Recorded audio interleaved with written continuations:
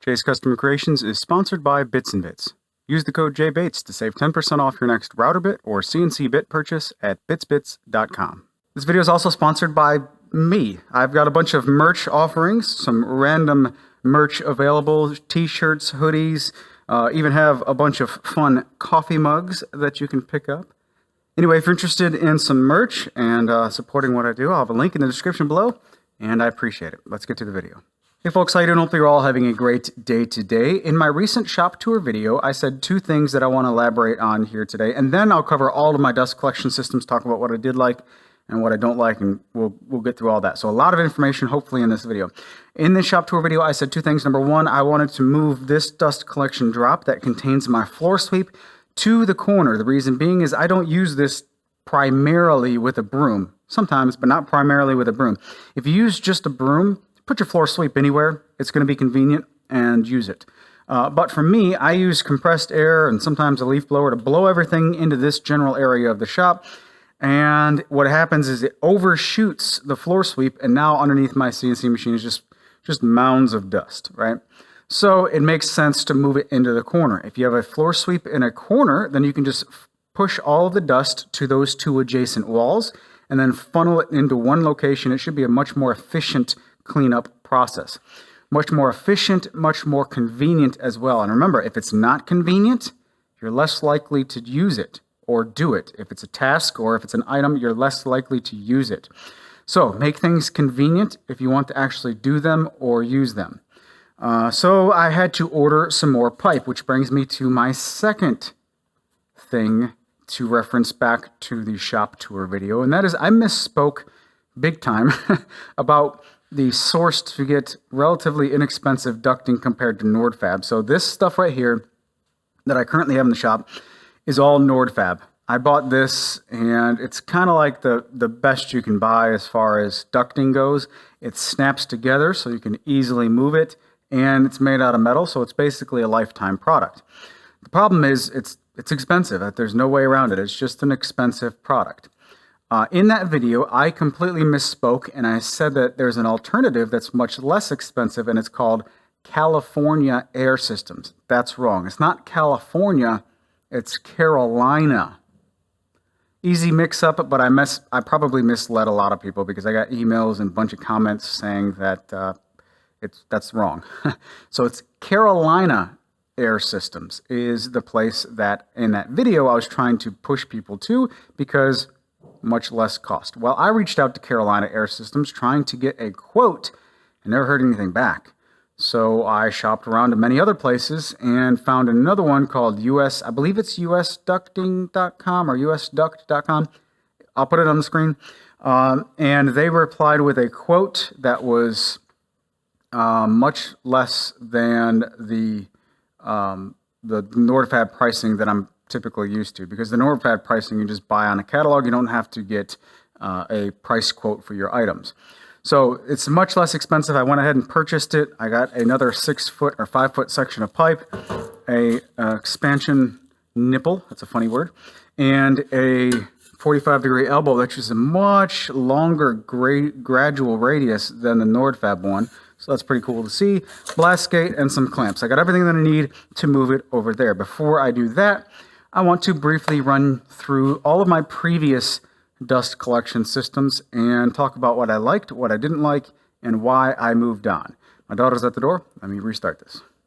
Okay, so the first dust collection system that I had was the Harbor Freight 2-horsepower unit, and I bought that in 2013. I remember vividly the price at that time was $199, and I had a 25% off coupon because it was an easy math situation. $150 is what I paid for that dust collector. I never installed it the way it was supposed to be installed or assembled. That particular dust collector comes with a cart, and the motor blower mounts to the cart on the bottom. It exhausts all the stuff into a ring, which goes to a plastic bag and a filter bag on top. I never installed it that way. I did not want all the dust and chips and all that stuff to be blowing through the impeller. I wanted a 2-stage separation system, something that would also be a lot easier to empty.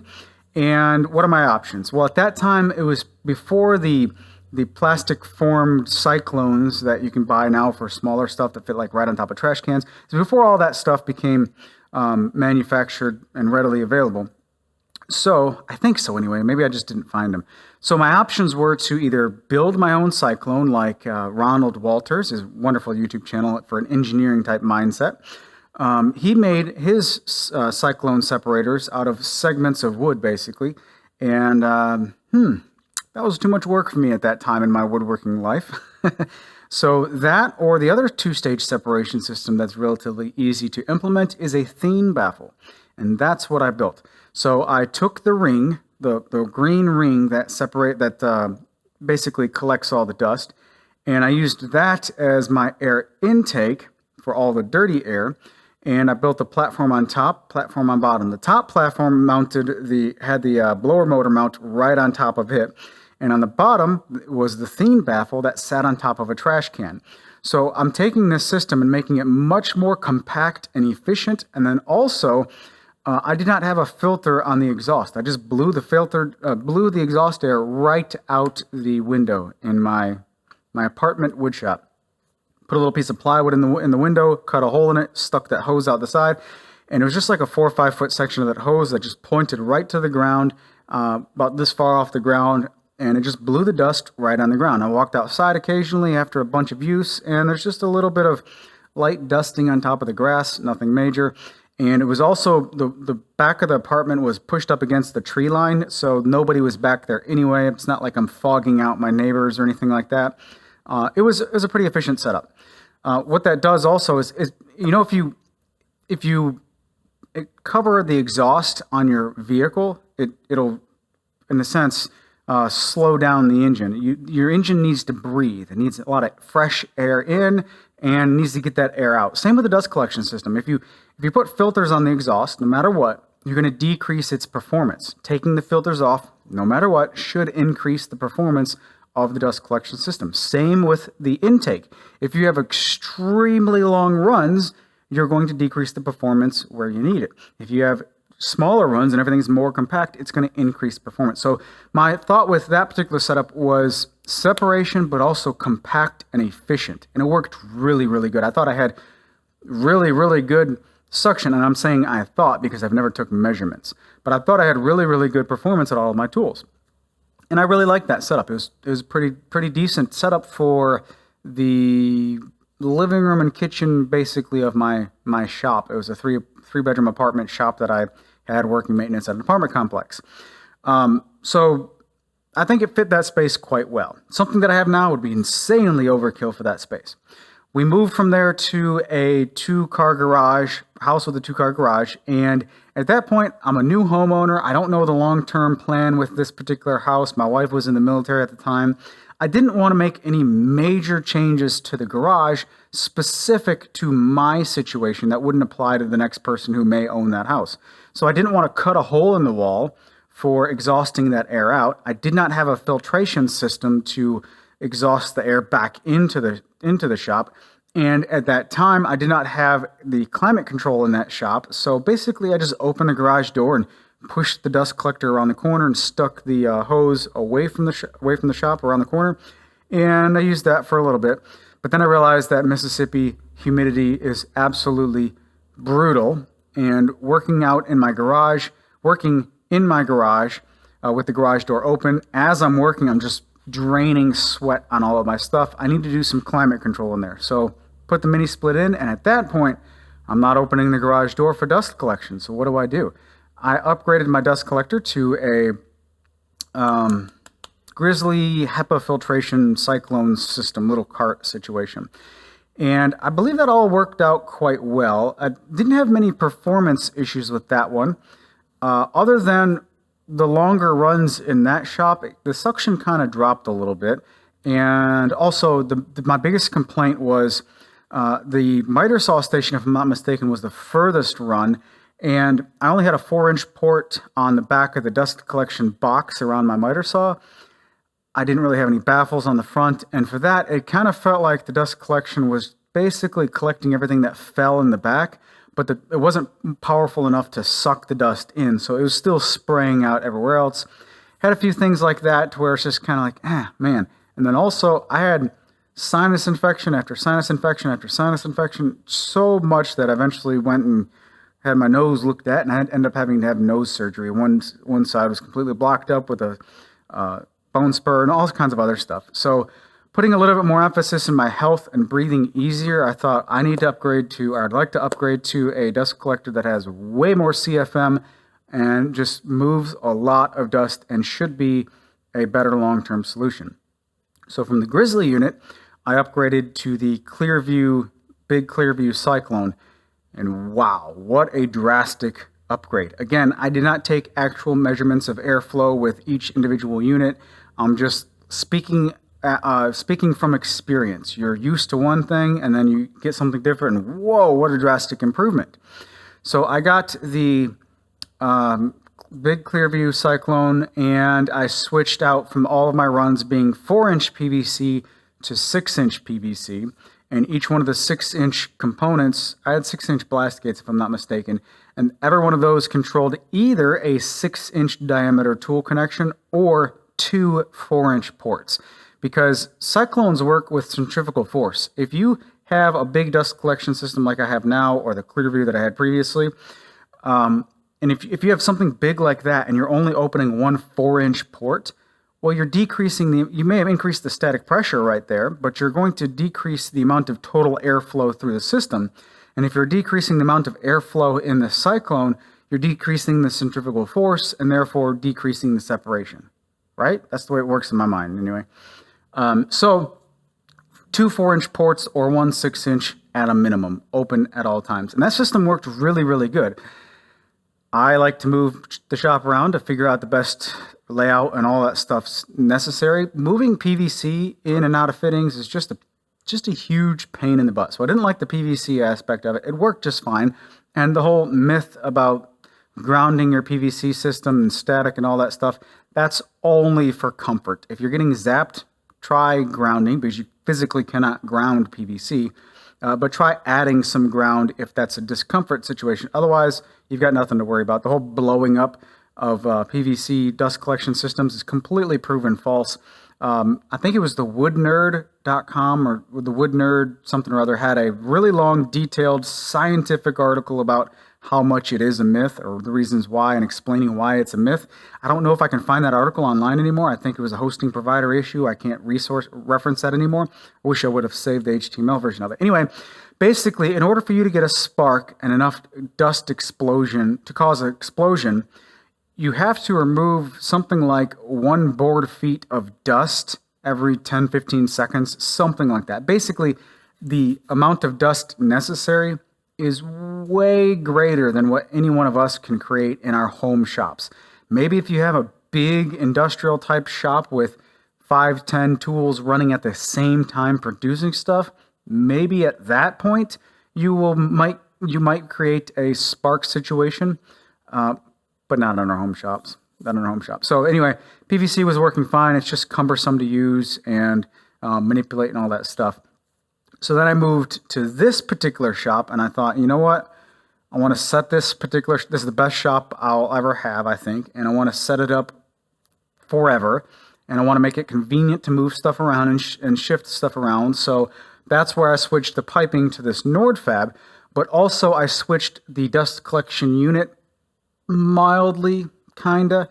So Clearview has the Clear Cyclone. I had the Clear Cyclone and a 15-inch impeller. I switched out the Clear Cyclone to the Metal Cyclone because I don't know if this Cyclone will be inside or outside for its entire life. So I wanted to go metal. And then also I switched out the 15 impeller to the 16-inch impeller while reusing the impeller housing, reusing the filter stack, I bought new filters, reusing the blower motor, and reusing the can, if I'm not mistaken. Anyway, so I had to kind of mix and match parts to basically get the new EF5 set up here, Clearview EF5 that I have here now. I don't think there is a better dust collector as far as specs for this size space. And I say that as in like the class of dust collection system, right? So I know Oneida makes a dust collector very similar to this one, which is kind of like, you know, you're splitting hairballs with the performance of these dust collection systems. But I don't see ever needing more performance, I should say. That's the best way to say it. I don't see myself ever needing any more performance for this size of a shop. And unless I get into the production world, there's really no need to get a bigger shop. So there's that. That's where I'm at now. This system that I currently have is the Clearview EF5 NordFab 6-inch ducting throughout, going down to 4-inch flex hoses to the tools. And now I'm going to Frankenstein the ducting system by using this stuff from a different company. But the cool thing is it's all 100% compatible. All the pieces have rolled edges, so you use these clamps right here that have a foam gasket on the middle. So you have two rolled edges that butt up against one another, and then this clamp goes in between the joint of those two pieces. It clamps down nice and securely, and you lock it with one of these pins so it can't come undone unnecessarily. Yeah, I think that's it. I'm ready to move this. So here we go. Cool thing about the location of all this is I should be able to just use the CNC machine as a table to walk on. Actually, I know I can because I've already moved this pipe over there just to make sure it fits. So we'll disconnect that. We'll put the little pin with it so I don't lose it. And now I could just move this whole stack from one side to the other.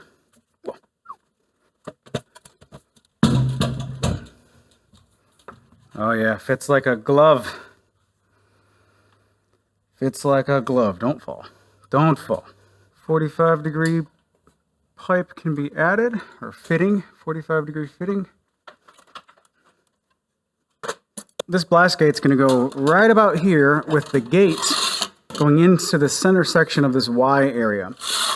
And the reason I want it there rather than in the corner is, number one, I can't easily access that corner to open and close the blast gate, obviously. Number two, because the CNC machine's in the way. Number two, if I put the blast gate near the end of the run, well, then I pressurize this pipe for no reason when the floor sweep's not being used.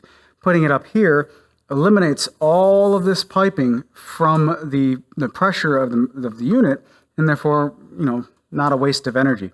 Also, it's way up high. Well, how do you access these blast gates way up high? I've got two other ones that I access via sticks. So you can see it over here. Let me reach over. And I got these sticks with magnets on the end of it, so it can stick anywhere. But on the floor, I can pick this up and open and close the blast gate. So that's what I typically do. And I'll make another one of these and just leave it right next to the blast gate and use it however I need to use it. So that's the plan. Let me unhook this and move it. Oh, I found the one clamp that doesn't have one of these cotter pins in it. So that's where the extra one is. All right, let's slide this back just a little bit on the hangers that I currently have.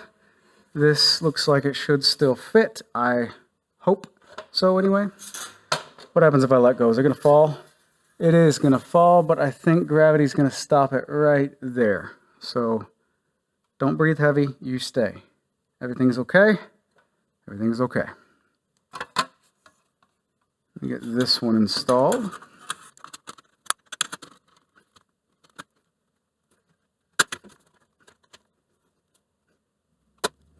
It's worth noting that with this particular dust collection system, the dust collector is so strong that if this is mounted perfectly horizontal, the suction is going to pull this thing closed. So I need to counteract that a little bit, and the way that I do it is by rotating these so that these are slightly downhill, right? With the dust collector running, that's just enough friction on this slide or the gate to where it's not going to pull itself in.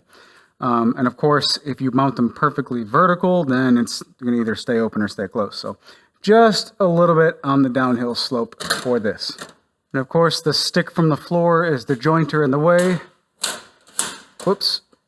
Oh, it's a strong magnet. No, the jointer is not in the way. So that's closed. That's open. Totally easy. Easy peasy. This is a section of the pipe that comes in 60-inch lengths, if I'm not mistaken, 5-foot-long lengths. And this is a nipple.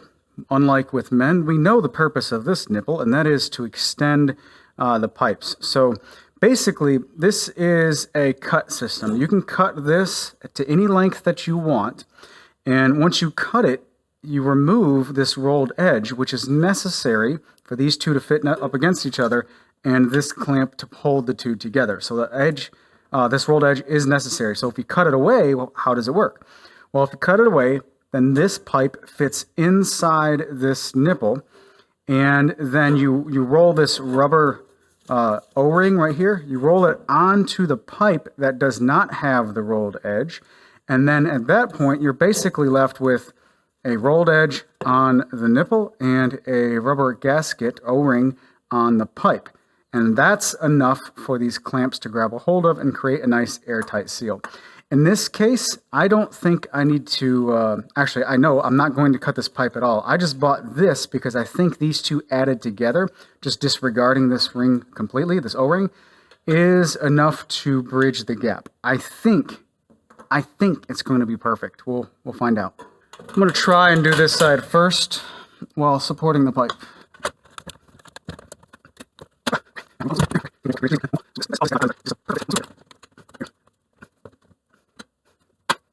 And all the clamps are actually in the same orientation, so that's not going to bug me. This is tucked as far as possible into the corner. The rest of the shop is pretty clean from the last project that I made, last time I cleaned up. But as you can see, all this dust over here is the mess that I was talking about. I'm going to put a mask on and blow it in the corner and see what happens. So that worked as expected, nothing major. Yeah, it's just a really convenient way to clean up. Speaking of cleaning up, I don't know if you noticed what I was using. You can get one of these handles that has a different nozzle attachments, whatever, and put whatever you want on the end of it. This, if you want a really long air hose blower, this is a brake line from an auto parts store.